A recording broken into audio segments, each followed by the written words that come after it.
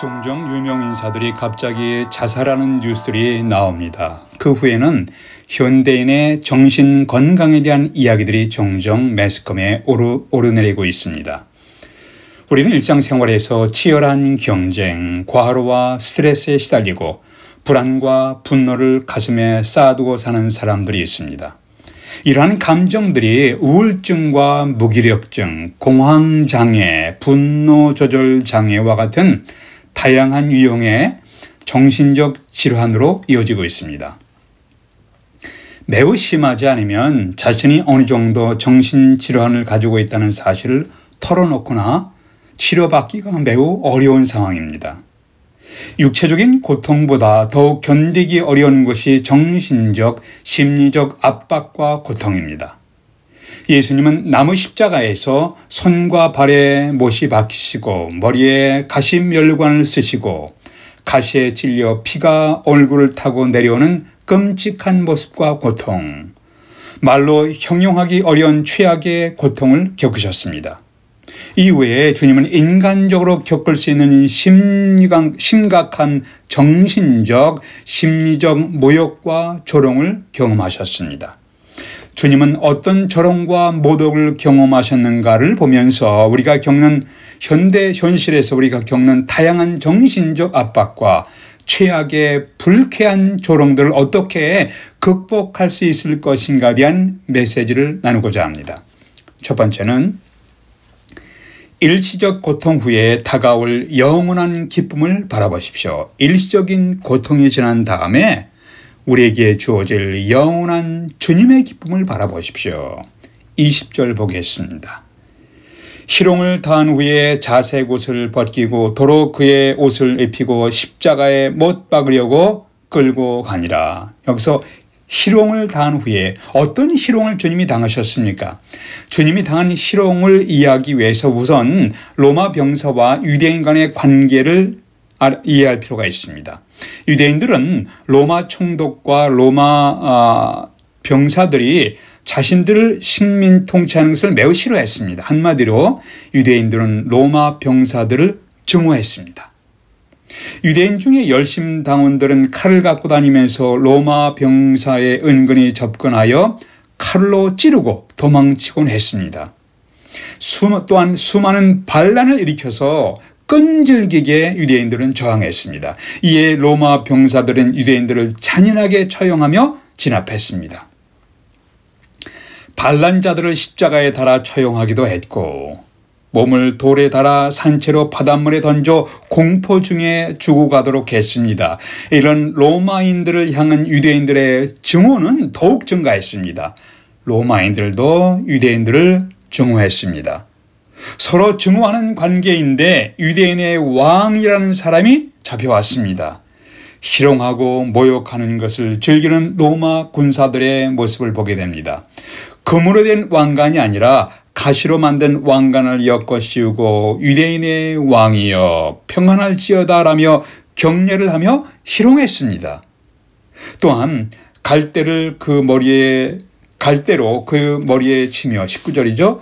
갈대로 그 머리를 치며 침을 뱉으며 꿇어 절하더라. 왕의 권위를 상징하는 막대기를 만들고 그 막대기로 주님의 머리를 치며 침을 뱉었습니다. 현재에도 어떤 사람들에게 침을 뱉는다는 것은 심각한 모독입니다. 로마 병사들은 주님에게 침을 뱉으며 꿇어 절하면서 희롱했습니다. 꿇어 절하는 것은 육체적으로 고통당하는 주님을 놀려대는 모습입니다. 주님은 육체적 고통보다 더욱더 견디기 어려운 각종 조롱과 모독을 당하셨습니다. 이들에 앞서서 14장에 우리는 지금 15장의 말씀을 보고 있는데 14장에서 유대인의 최고 법정, 현대의 대법원에 해당하는 산헤드린 공회, 이들 앞에서 주님이 신문 받으셨습니다. 대제사장들과 장로들과 서기관들로 구성된 산헤드린 멤버들이 예수님께 행한 짓들이 기가 막힙니다. 주님에게 침을 뱉으며 산헤드린 멤버들, 대법원 멤버들이 주님에게 침을 뱉으며 그 얼굴을 가리고 주먹으로 치며 이르되 선지자 노릇을 하라 하면서 하인들은 손바닥으로 치더라. 14장 65절이에요. 소위 최고의 권력을 가지고 최고의 엘리트 유대 종교인들이 최고의 법정에서 주님께 침을 뱉고 얼굴을 가리고 주먹으로 치는 행동을 보십시오. 얼마나 저질스럽습니까? 얼마나 위선적인 행동들인가요? 주님은 이러한 조롱과 모독의 고통을 어떻게 통과하셨는가요? 히브리서 12장은 이렇게 묘사했습니다. 주님은, 예수 그리스도는 그의 앞에 있는 즐거움을 위해서, 주님은 그의 앞에 있는 즐거움을 위하여, 기쁨을 위하여 십자가를 참으사 온갖 고통과 조롱과 모독을 견디셨습니다. 앞에 있는 이 과정을 통과한 후에 주어질 기쁨을 위하여 십자가를 참으시고 온갖 고통과 조롱과 모독을 견디셨습니다. 이사야 선지자는 이렇게 묘사했습니다. 그는 실로 우리의 질거를 지고 우리의 슬픔을 당하였습니다. 그가 찔림은 우리의 허물 때문이요 그가 상함은 우리의 죄악 때문이라. 그가 징계를 받음으로 우리는 평화를 누리고 그가 책찍에 맞음으로 우리는 나음을 받았도다.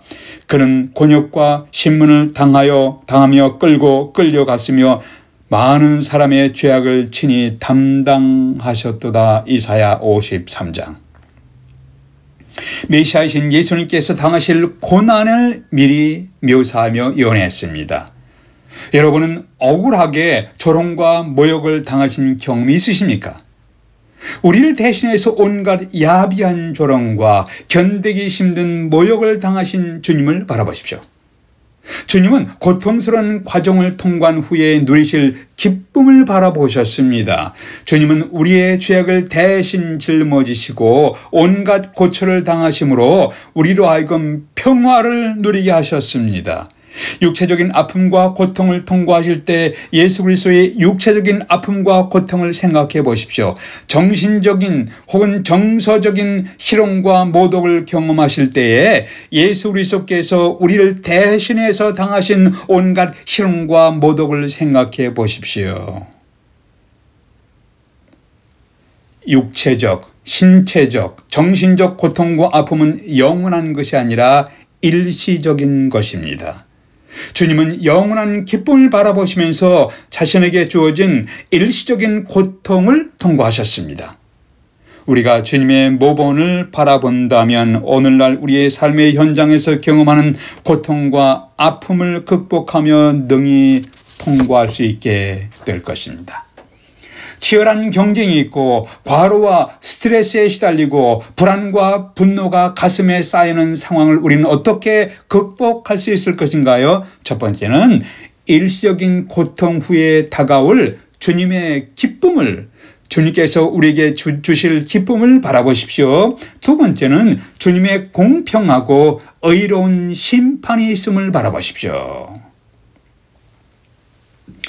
빌라도가 예수님을 가리켜서 이 사람이 무슨 악한 일을 했느냐, 나는 그 죽일 죄를 찾지 못하였나니 때려서 놓으리라. 이렇게 몇 번이나 세 번씩이라 말했습니다. 누가복음 23장 똑같은 장면을 기록하고 있는 누가복음 23장에서는 이런 말씀을, 이 사람이 무슨 악한 일을 했느냐, 나는 그를 죽일 죄를 찾지 못하였노라 하면서 노려 한 말씀을 세 번이나 말했지만 대제사장과 충동받는 무리들이 뭐라고 소리 지르냐면 그를 십자가에 못 박으소서, 그를 십자가에 못 박으소서라고 외쳤습니다.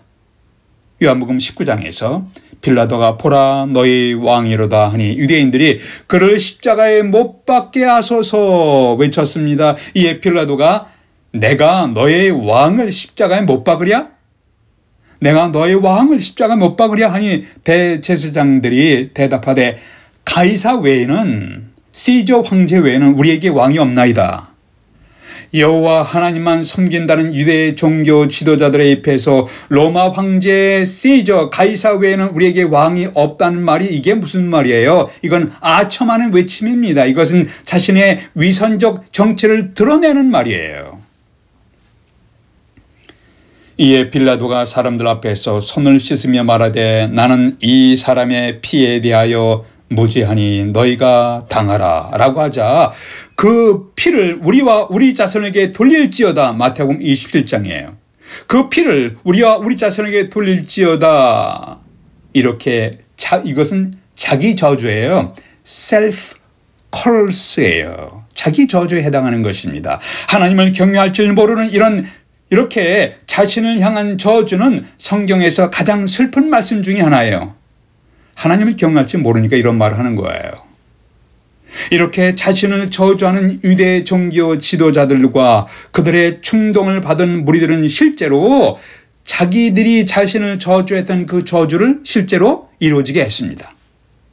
약 40년 후에 주 70년에 로마의 티투스 장군이 이끄는 로마 병사들에 의해서 예루살렘 성이 처참하게 무너져 내리고 말로 형용할 수 없이 비참하게 수많은 사람들이 죽어나갔습니다. 자녀들은 희생 제물이 되었습니다. 이것은 최종 심판에 대한 예고편에 해당합니다. 예수 그리스도를 메시아 예수님을 거절하고 죄를 회개하기를 거절한 사람들도 최후의 심판을 받게 될 것입니다. 최후 심판에 대해서는 요한계시록에 예수님을 영접한 사람과 거절한 사람들의 인생이 극명하게 대조를 이루고 있습니다. 이것은 영원한 생명과 영원한 죽음의 대조입니다. 이것은 영원한 기쁨과 영원한 슬픔의 대조입니다. 이것은 영원한 안식과 영원히 쉼이 없는 고통의 대조입니다. 이것은 천국과 지옥의 대조입니다. 여러분은 현재 여러분의 인생의 발걸음은 어떤 곳을 향하여 가고 계십니까? 저는 오래전에 2000년도 여름에 유럽의 엠스테르담에서 열린 빌리그레암 순회 전도자 대회 통역자로 참석할 수 있는 기회가 있었습니다. 그 당시 빌리그레암 목사님과 50년 이상을 함께 지냈던 조지 베블리 쉐아라는 분이 바리톤의 영감 있는 목소리로 찬양하셨습니다. 90세가 된, 그 당시에 90세가 된 노인께서 이 찬양을 부르셨습니다. 주 예수보다 더 귀한 것은 없네. 이 세상 부귀와 바꿀 수 없네. 영원히 죽을 내 대신 돌아가신 그 놀라운 사랑 잊지 못해.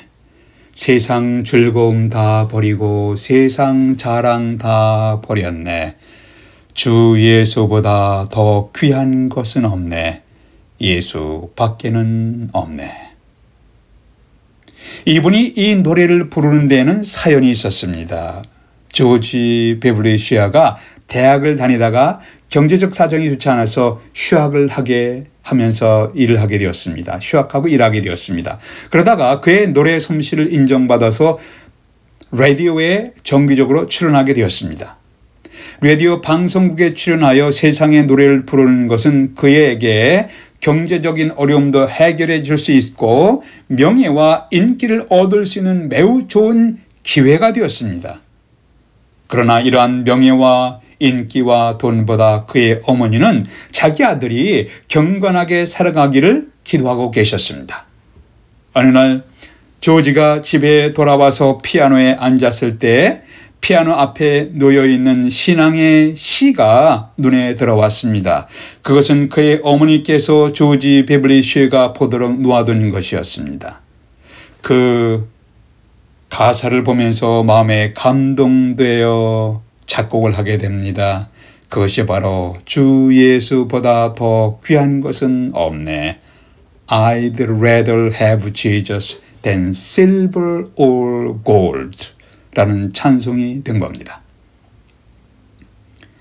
라디오 방송국에서 세상 노래를 하면서 명예와 인기와 돈을 선택할 것인가 아니면 예수 그리스도의 복음을 찬양하면서 살아갈 것을 선택할 것인가 조지 베블리 쉐는 예수 그리스도를 선택했습니다.